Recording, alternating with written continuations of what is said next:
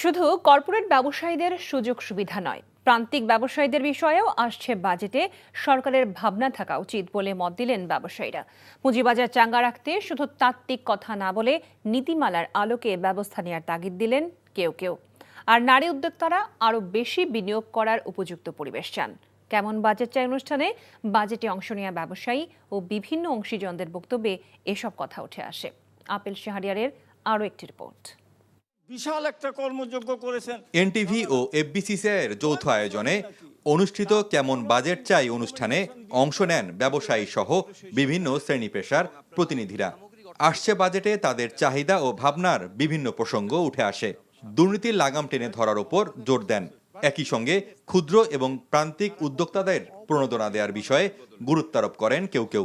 SEC আজকে 9 মাস ধরে একটা পলিসি ডেভেলপমেন্টের কাজ করেছে, এক্সেপ্ট ফাইন রিজিম।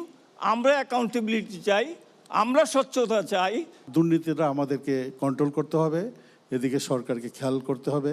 এত টাকা তারা বেফজুল খরচা করেন, ওইটা আমাদের ট্যাক্স বাড়িয়ে দেন, 200 গুণ 300 গুণ বাড়িয়ে দেন। আমাদের যে প্রান্তিক ব্যবসায়ীগুলা কিভাবে ধসে যাচ্ছে, আর আপনারা কিভাবে কর্পোরেটদেরকে এই ব্যবসা আগ্রাসনের জন্য সুযোগ করে দিচ্ছেন।